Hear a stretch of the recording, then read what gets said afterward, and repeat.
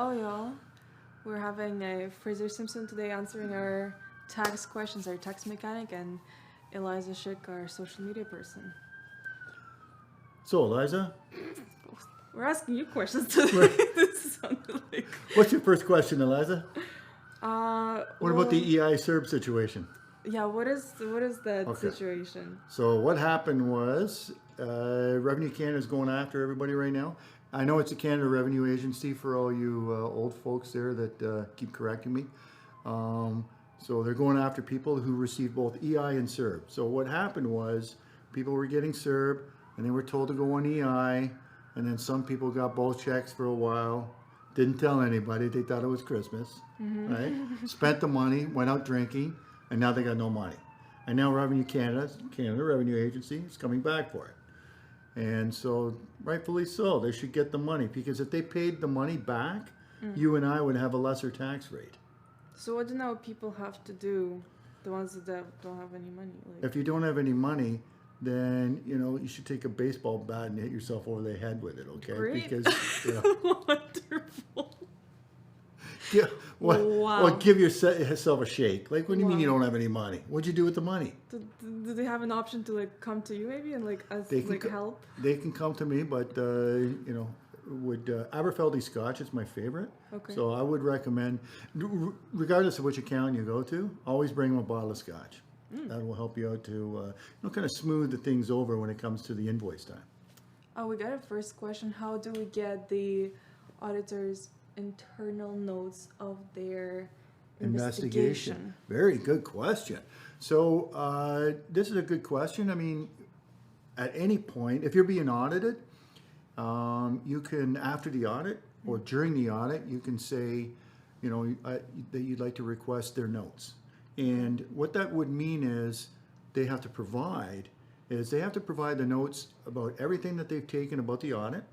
But not only that, they have to provide you the notes of, the conversations they had with their supervisor. Okay.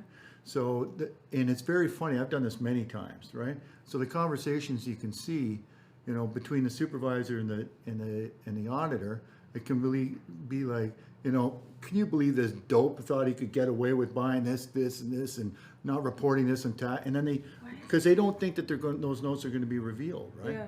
But those notes are then, you are entitled to them. So when I do it in tax court, it's like one of the first things that I request. I go, yeah, we're going to, with the Department of Justice, I say, yeah, during the audit, by the way, just a little thing, can you send me your notes from the audit? And they're like, oh, right? And then they have to request it, because when they do an audit, they have to go back and they record everything that they've done, right? So when they do that, they can always, they're doing some things wrong, right? Okay. So it could be like, when they're auditing you, they could, go back and then say, audit your mother or something like that, bank accounts over here or something, but nefarious stuff, right? Like against your rights, right? And then you come back and then it's different from what they tell you. So it's a very good question. I use that all the time. Always helps me out when I have notes. How will that be helping you? Well, because I could say something like, to the judge, for example, like some audits you have to be reasonable during the audit, right? And you have to treat the taxpayer with professional courtesy. And there's taxpayer bill of rights. There's 15 of them. Okay. And you have to act accordingly. And in the notes, it'll come back. You'll see that you're not being treated professionally. That the auditor may say, yeah, I tried to call him, and he didn't answer the phone, so I seized his bank account. Okay. Well, wait a minute, that's not professional. Why didn't you, if you called him once? Like I would say that in court, you're treating a taxpayer like that? That's professional, that's professional courtesy, and the judge would agree with me there. I mean, that's not, right? So, yeah, getting the notes, not many people do that. I don't know where you came up with that question, but that was an outstanding question. I wish I came up with that question. I wish I asked myself that question. Did you type it? I didn't. On the side. That's a good idea. I should start asking myself questions. Ask yourself. Huh? But that's actually interesting that it kind of helps you with the case, right? Very much so, and it's amazing some of the documents you get, right? Especially if it's a detailed audit. Like it could be, could be going on for a couple of months, could go to a restaurant, whatever, but you can find out some really crazy stuff, right? Like, auditors, sometimes what they'll do is they'll go into a restaurant and they'll pretend, like me and you, we're two auditors, right? Okay. We go in, we pretend we're, going out and just having dinner, and then what we're doing is we're looking around the restaurant and see that we'll give cash to, say, the waitress, right? Okay. For a tip. Oh, right. And then see if she reports it, or we'll give, we'll ask for a receipt for the meal, and they may give you like a cash register thing, but not the actual invoice, right? You know how when you pay and you get the receipt comes out from the machine, that's not the invoice. Okay. That's a receipt. Yeah. So in fact, that doesn't qualify. You can't write that off. You need the invoice. A lot of people don't know that, right? Okay. So the reason they do that is because if they don't give you the invoice, now they don't have to report it. And they are required to give you the invoice. So that's why if you do that stuff, they will record it and then assess you later and say that you didn't report this, and we see 30 people in the restaurant, so your revenue should be this, bang, and that's how they do the audit. But to get that information, you have to request that information outside. You may not even know that they've done that, and then you request and you found out that they were in your restaurant. Right. And that's being a bit, judges don't like that stuff when it's, sneaky, right? They like you being professional, straight up. Did you treat the taxpayer properly? You can't just call somebody and go, yeah, Eliza, you're not home, and you don't answer, and then you go seize her bank account? Yeah. No, give her a couple of times. I'd be so pissed. Of course. So, great question. More. What else we got? Whoa. 1 year T2 revenue 100K, but when the receipt machine That's monitored and monitored remitted to and government shows 300. the next year, he's still typing. It's When to should be we hire an continued. accountant to fight the tax man, and when should we hire a tax lawyer? Another great question. Who is this person? Who are these people? Okay, Can't see so, well, it's my opinion is, you should have, whether it's an accountant or a tax lawyer, it should be somebody who's an expert and somebody who's been in tax court. Myself, I've been in tax court many times.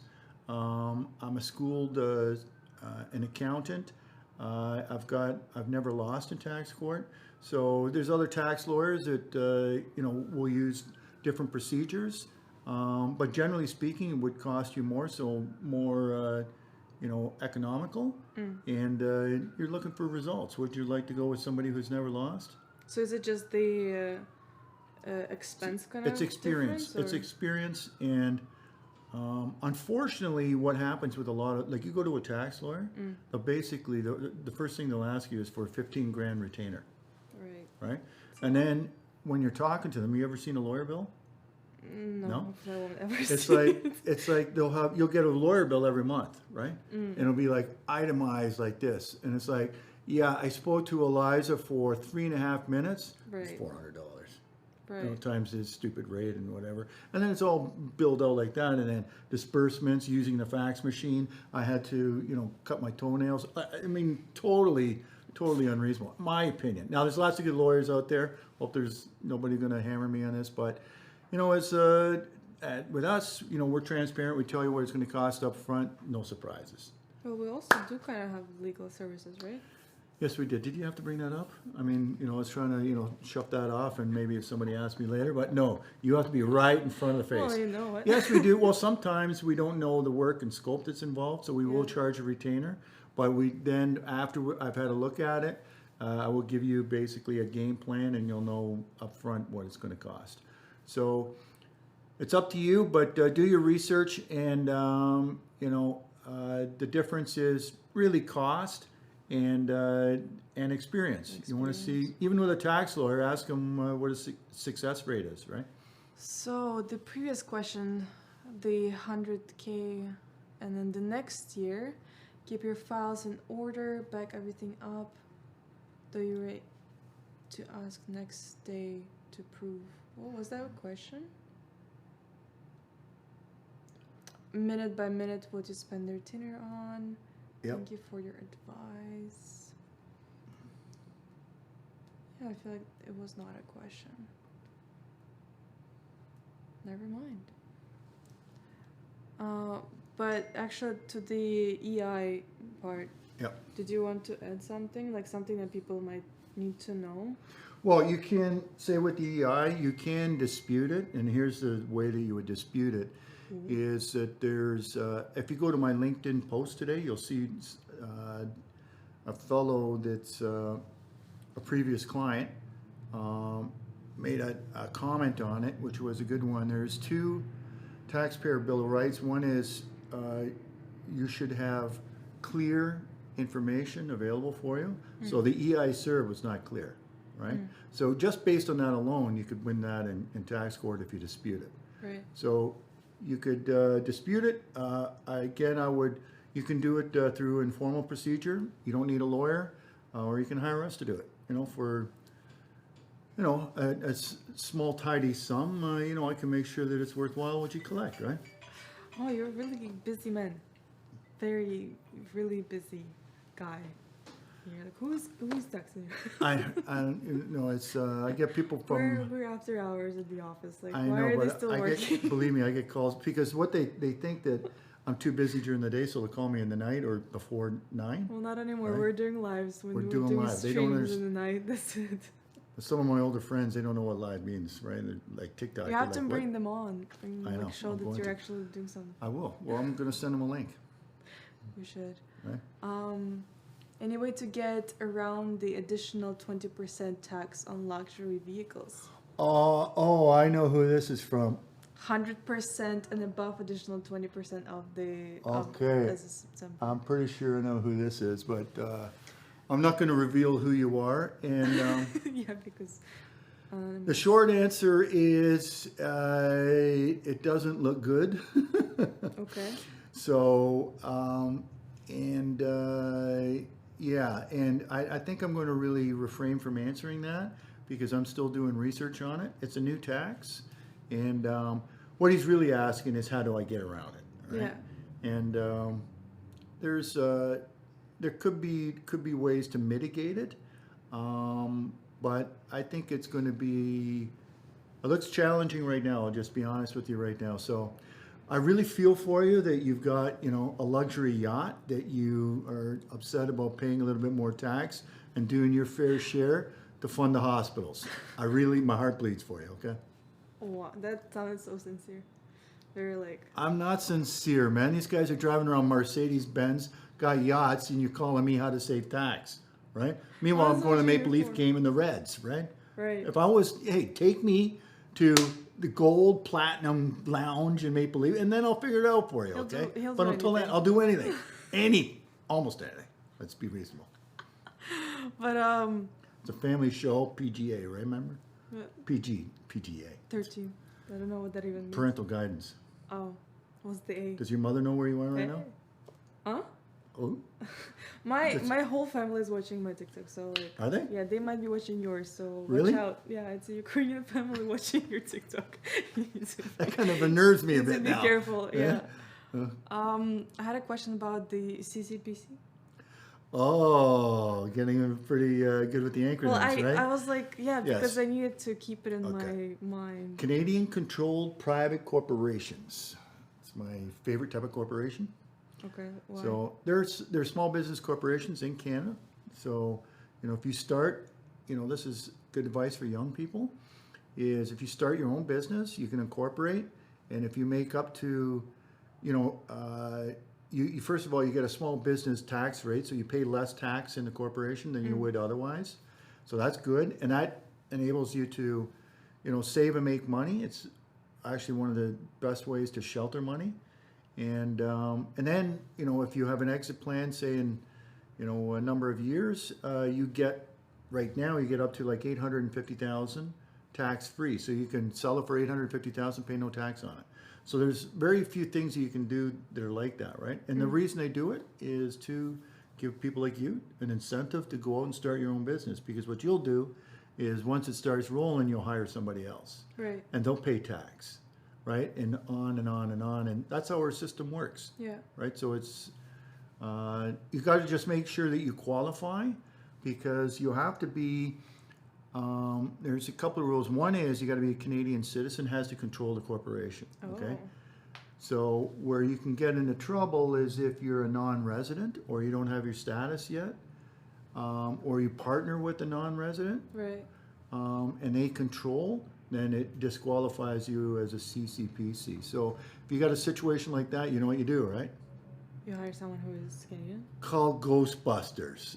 No, I mean the tax mechanic. You know what I mean? Come on. Hire someone who is Canadian. Hire somebody who's Canadian. But actually about being a citizen, so does PR work? Like what's your status? No, you as have to just be a Canadian citizen. But what you can do if you're in a process, Yeah. right? There's a way. Okay, I'm going to reveal you a secret on how to get around it. All right, don't tell anybody. So you incorporate, Yeah. and then you create a board, right, which rules the shareholders. And on the board, you make it friendly, so you could have people like your Canadian friends on there. Yeah. And now they control the board, so it's now controlled by Canadians. So even though you're non-resident Yeah. and don't have status yet, the board controls the corporation, therefore it qualifies. Okay. And in fact, we do that quite a bit.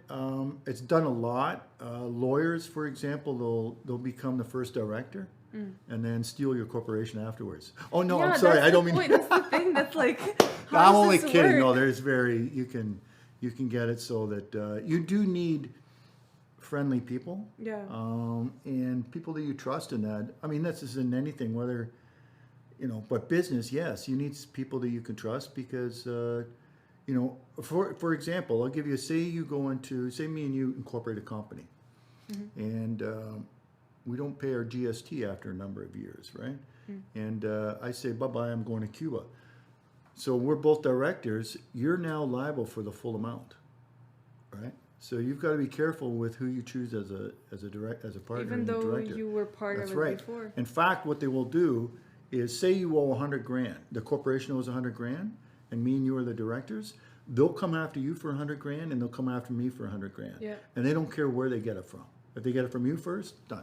Now you got to sue me, right? So kids, make sure you pick your friends correctly. Okay, pick your spouse correctly. Pick your friends correctly. Pick your directors correctly. That's actually the spouse part. That was a really good video about it. Yeah, that's freaked Igor out. He couldn't sleep for a couple of nights after that. It's like, oh my God, how am I going to make this decision? Huh? But explain us a little bit why do you need to keep your spouse correctly? You have to pick the spouse correctly because, if say you get married, let's say you get married, and I've seen this a lot of times. You have kids, and 20 years later, you break up. And what happens is if you're a successful businessman or successful businesswoman, and say, you, for example, get married and you make huge money as a TikTok influencer, right? Your spouse could be some dummy just going out there drinking all night, right? And then you split, right? And he gets half of all the money you made. Well, why didn't you stop me getting with this kind of person? Like, what happened there? Honestly. What the hell I did know, do? but some people, you get stuck into that, right? Like you have kids and then one thing goes, people grow apart, but you have to make sure it's hard to pick somebody for life, right? Like, so, but you have to keep those things in. It's an economic union. And I don't think people understand that. So, and from tax, what happens too during that with family court and everything, got a lot of experience with that personally and through clients. And, they have no mercy, right? It's like half. They come in, they just come in half. Half. And half of something that you own before even marriage, right? Well, unless you sign the agreement. Yeah, if you sign a prenuptial agreement, but yeah. Think about it. The prenuptial agreement doesn't come across too good, right? Like, hi, I love you forever, but like, sign here, will you? this Because I don't trust you past tomorrow. No, Oh, I okay. honestly, literally yesterday had a chat with a friend, and he was like, "I'm not getting married with anyone unless we're signing that agreement first, Okay. and only then." He thinks about this. Yeah, good luck for him. Good luck for him. I can't wait to. We got some other questions here. $100,000 and above No, additional 20% as of same September. Yeah, I know It's who you updating. are, buddy. Still updating. Oh, That's a good one. I got to start looking into how we can do that.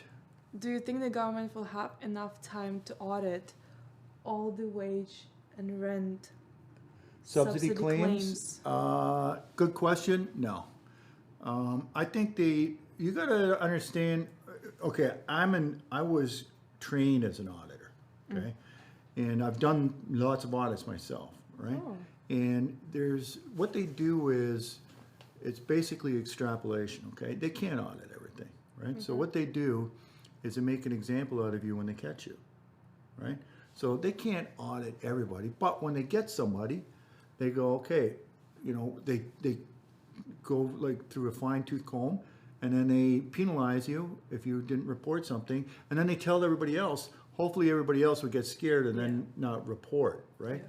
So now, in this right now, what they're saying is that they're going to audit everybody. They've already said that. Everybody with CERB will be audited. Everybody with rent subsidies will be audited. I don't think so. The math doesn't make sense. But they say that, right? So they just basically scaring you. Yeah. But they will audit quite a few of them. And then what they'll do is they'll publish them, right? Oh, And then, and then it's like, tough love. do you know they do that with the same thing with child support, right? What? So, well, if you don't pay your child support, they'll publish your name on the website going, here's a deadbeat dad or deadbeat mother doesn't pay, right? So would you want to be that guy? And they're going to start, they haven't done that yet with Revenue Canada, but I think that's coming. Yeah. Right? At some point, with blockchain and digital world, the metaverse, it's coming, right? Oh, and especially on the blockchain, you'll be able to see every single move. So yeah, that's the whole thing about it. The thing is about the blockchain, which is a lot of people, there's two sides to it. You can view it two different ways, right? You could say, oh, it's transparent, but if you share that information, share the wealth, we can have equality all over the earth, and we could probably solve cancer if we, share the medical. So there's a lot of benefits that way. Of course. Now, if you do it with, say, money, right? Okay, we share it all around. Oh, so now we could have, guaranteed income supplements for real people and share the wealth around so that we all, have a little bit that we can, basically survive and meet our needs now. Wouldn't that be nice? Well, that's not kind of the point of blockchain, isn't it? Well, it is actually. Well, it is completely the point. Decentralized, which is not really possible, right? I know, but from centralized to decentralized, the purpose of that is because it's centralized now, is that they're controlling they're printing the money. Yeah. And they're causing inflation right now, and you see the problems in that. But that's only a limited number of people doing that, making those decisions. And blockchain decentralized, we all got a share in it. So we all globally make the decisions, right? So, which is way more equitable, and it's really utopian. But I think we'll get there. But you can see the stages we will take to get there. Eventually, we will. There's no question. But in the meantime, you got to be cognizant of the fact that, like back to our questions about tax and luxury tax and stuff like that, is that that all that stuff is going to be out there and very tight. Oh, a lot of questions here. I've got through a few audits for do you think the government? Okay, I've gone through a few audits for clients. They took away 3 to 31 days for lockdown support. Okay, very tight leash if they choose you. CRA, I believe you. Will stay, one wages remain high. Oh, inflation will stay. Oh. I know a 14-year-old making $18.50 at a pizza place. Oh. Yeah, those are, both his points are like he's saying, he's had a number of clients go through it. So once they choose you, it's game over. They want to make an example out of you, right? And you don't want to be on that website, even though no one actually will go on any of those websites. But as soon as you Google the name, the article is gonna pop up on your face. That stuff. Yeah, that stuff is going to be out there, and plus your family knows stuff like that. Like there's a lot of issues with it, right? Shame is a good thing. Inflation, yeah, we got that. Yeah, inflation. 14-year-old making $18.50 at a pizza place. Is Yeah. there actually something about inflation that you can help yourself with the tax a bit or vice That's why they're versa? increasing the interest rate 75 basis points yesterday or today, whenever it was. You see it lately; it's just spiked up, and mortgage rates have gone from 2% to 5% in just 6 months, and people are going to. It's going to affect, but that's because inflation's out of control. It's pretty simple, actually. They printed so much money for the pandemic. A lot of people, it was more than they needed, really, is what happened. So now you got an inflation problem. So now you got to bring it back in. The only way you can do that is increase interest rates. It's just simple economics, and so we're in for bad times. I hate to be the bearer of bad news, but hold on, boys. It's about to get choppy. This winter. This winter, maybe for longer. There's a lot of headwinds coming out. I mean, there's a lot of room to grow. If you go from 1980 to 2020, right? Do you know what the interest rate was in 1982? You don't know? About percent? I don't know. That was about 20%. Oh. And Okay. right now it's like 5%. People are crying right now 5%. Imagine if it goes to 20. Well, it's not. You know what they did at 20? Don't manifest that. Yeah, don't worry. So, but who knows? Maybe it could, But what did they do at 20 though? Well, no, it came back down. So they fought. You went through a bit of a recession, and they fought it down. And then things, you had different governments come in. Like you got some governments. Well, you got basically conservative and liberals, and the conservatives feel like you got to, it's more business oriented and keep inflation down, and give money to people to start their own businesses, right? Whereas liberals feel like, oh, we'll just give them money so that they can get food, and because they can't help themselves. Yeah. Both sides have good and bad qualities, but they affect. If you go too far to either side, it it's gonna throws tip off the the- apple cart, right? So right now we're feeling it because Biden, he's basically brain dead, and he's printing money like a drunken sailor, right? He goes, just see this thing? He's like, oh yeah, today we're going to do $3 trillion for the redwoods in Norwegia. What? Right? We don't even know what he said. Did you see the time where he was shaking nobody's hand? I feel like, I did. Do you feel comfortable going to sleep at night knowing that the leader of the free world is basically Looney You Tunes? know what? You know how many leaders we have that That are Looney Tunes? Uh-huh. Like that? I hope not many more. Huh? Yeah, I feels know. just I can like think of a that. couple right now. Do you see in Venezuela they released all the prisoners, and now they're coming over the border down in the States. So There are many anyway, things that we're happen. getting away from tax here. Right? But actually, talking about the inflation and 20%, like it's kind of going away from tax a bit again. But is there something that people should be doing right now? Is it a good time for something, or not at all, or Well, just like sit still, don't fucking touch anything? Yeah, but it's recessionary times. So in recessionary times, you batten down the hatches, and you work your ass off, and you look for opportunities, and you save your money, and you don't buy dumb shit. Like what? Eh? You want? I'll tell you. I'll give you one clear one, Let's right? do. Let's Which you probably buy every day. Right? let's go. Stupid Starbucks, $6 Starbucks, right? Here you are. You don't have a job. You're going in here and you're buying $6 Starbucks. You know, if you invest $6 a day from your early 20s for say till 65, that you would retire on that very well, right? Can you believe that? People don't understand the compounding of money and buying dumb shit.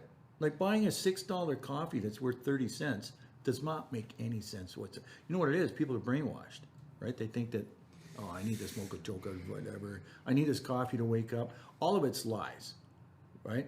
And by the way, it's just the money doesn't make sense. Why are you buying this pizza? Like, they're paying $18.50 for a person to do pizza. See the prices of pizza? It's like ridiculous. Like $20 for a little pizza. Like, There are things that you can do yourself. That's you can, if you enjoy the tea so much or coffee, you can make yourself and then go and drink it. so you give me pushback already on the tea, right? No, On you the can coffee? do that, but So you also like your it's like a $6 mental mocha choker. thing. I know. Oh, I definitely like my tea. I love it. Well, I'm just saying in a recessionary time, Yeah. you gotta be lean and mean, right? And it's different time. Unfortunately, you're a young person, okay? What has happened, I'm and Gen my Z daughter is too. around the same age, and what I've been telling her, for young people is, you have not suffered yet, right? You have not suffered a recession, right? Or, I'm a wrong young person you were having this chat with, but okay. but I mean from a recessionary perspective, Yeah. okay?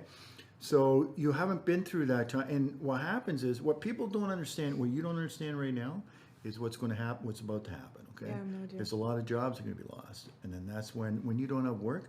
Right now, the economy's been going like this, real estate's been going like this. Now they're both going to go like this. Now what do you do? So if you don't have a job, how do you pay for your house, for your rent? But actually, that's a good kind of. If you don't have a job or a house, are you still going to buy your $6 tea? Oh yeah, absolutely. Of That's gonna course, be so the last tea that I'm that'll be the buying, last- and I'll just hold it and like curl up somewhere in the corner and be like, "Mom, help!" But actually about that, what kind of job do you need to have? Well, okay. Now that I've been all that negative stuff, is what do we the do with positive this, stuff please? is you're living in the greatest time ever in history of man, right? Due to one thing called the internet, Yeah. right? So you can work anywhere remotely. It's all up to you. You can create content. You can create businesses. You can create. There's no middleman anymore. Yeah. Right? So you can really, I wish, when I was your age, I didn't have a phone.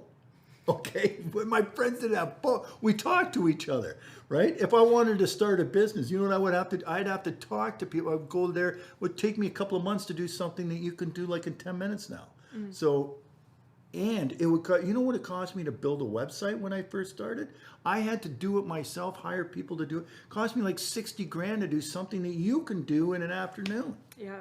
right? So the opportunities for you are amazing. It's so if you look at it from that aspect, that's what I would actually focus on, is make sure that you're taking advantage of the internet and content. And we're at the beginning stages of it. Yeah.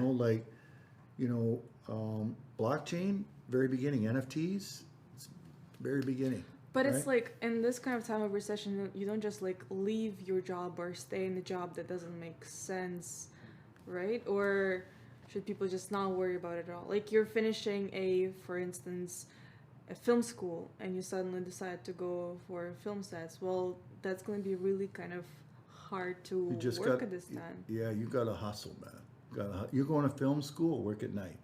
Take a job No, you from don't have 12 to work at 2. night, yes. Like, no, I'm serious. You got to save money. Make money, save money. And if you're not doing that, you're either saving or spending, right? If you're spending during a recession, going to be in trouble. Yeah. And also don't delude yourself, right? Like, look at the business that you're in. Some people, like say digital marketing, content creation, there's a need for that right now. Blockchain, all that's real need for that. Video, audio, all that stuff. Look at the podcasts. All that stuff you're fishing where all the fish are, right? But if you're in a job like, say, TV commercials, Yeah. or something like that, where they're going away. Yeah. So you got to be careful that you're not caught up in, and then really you should follow your passion too. I mean, everybody says that, but you got to like what you do. You got to get up in the morning and be liking it, and you got to be liking for the right reasons, right? So you got to find, your purpose in life, right? Have you read that book by what's it called? By Frankel. It's everybody know that book? It's a man's purpose in life. Somebody will tell us that. I'm going to post it in the notes below. But this is it's a famous book by a Jewish guy that was in the Auschwitz internment camp, and he describes in the book what your passion in life is, right? And so what your meaning is. What does it mean? What does life mean? And really, like for you, why are you working? Is it to, help out your family, help out yourself, you want to help other men or women? What is it? And you have to find out what that is, and then that will drive you, right? So like if you're there to help your family, you get you're up in the morning, you're ready to go. She logged in a Slack at 7:30 this morning. Eh? She's got a real purpose. Don't know what it is yet. Oh, unable to access live. Yeah, Zander, I try don't again? have internet. Oh, so is But it over? It's okay.